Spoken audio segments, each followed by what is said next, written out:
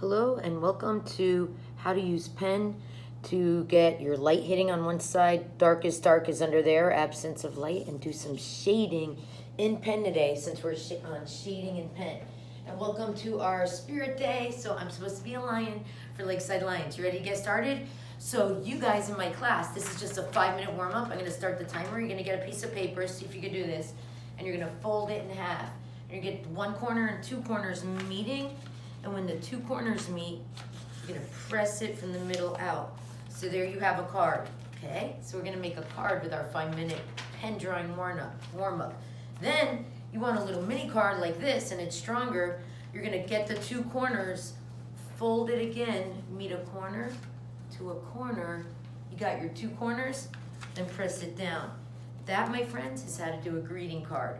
If that's too hard for you to fold the paper like that, don't do it. Just do it on a big paper because we're gonna get started with a 5-minute warm up. Get your pen ready. Always sign the bottom like a real artist or else I end up losing your art because it has no name. I won't know whose it is. The good thing is you're on Make It and Take It Art. We're gonna start our 5-minute timer for our 5-minute warm up and see what you can do in 5 minutes. Go now. All right, so we're following along step by step. In your card, you're gonna start with a circle. I'm doing a cherry. You could change it to any fruit you want. All right, just like we did a pumpkin, we're gonna start with a curve in the middle. And if you wanna continue and make yours a pumpkin, remember we did the curve in the middle, and then we did the stem.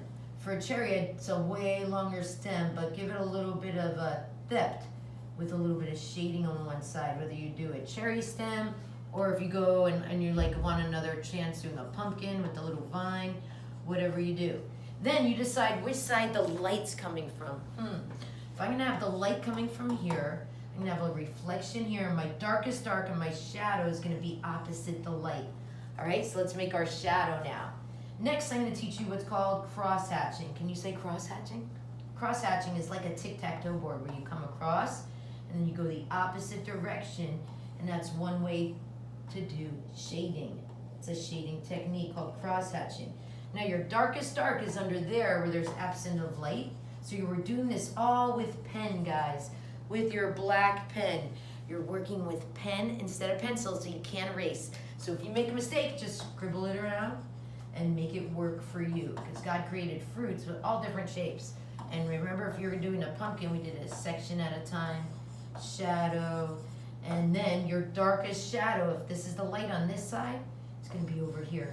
So don't go straight up and down like this. Go around the curve of the fruit, whatever fruit you design, and try to do your darkest dark. Now for that, I'm gonna teach you there's stippling. You can do a little bit of shading like that.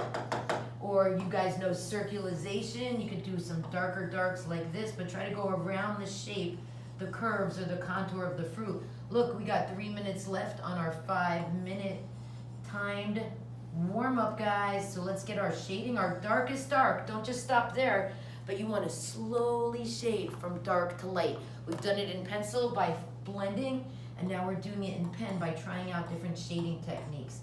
Now if I could get you to slow down and slowly go from your darkest dark to light, that's going to bring dimension in all of your art, no matter what you do. If you do a tree, if you could have shading on one side and it's slowly getting lighter on the other side, even your trees will have more dimension. All right, so we're working from darkest to lightest, darkest under there. Now in this greeting card, don't forget, I like to sign the back like Hallmark card, except my name. And in the middle, what is your message gonna be? Are you sweet like a fruit? Love you, mom, or grandma, or whoever it's gonna be for? I suggest you make it special and bless someone. And I'm always blessed with God's word.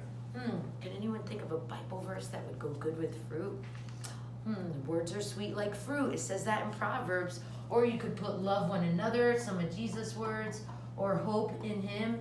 God gives us lots of encouraging, good words, Bible verses, or maybe even a poem inside, like roses are red, violets are blue, sugar is sweet, and so are you.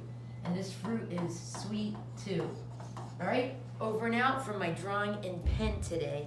Now, I'm going to end with showing you guys in my class what is fine details and how if you add any watercolor You gotta start using a light wash where you could see your pen to show what your shading is and not just cover it so dark, because some of my friends cover their art so dark you can no longer see all the work you did in your pen or pencil.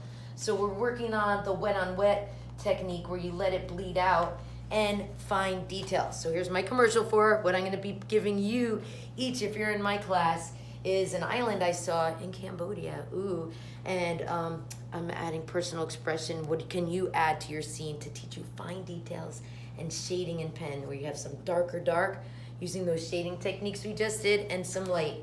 Over and out from today's lesson. Roar! Can you roar like a lion with me? Because we're the Lakeside Lions at my school.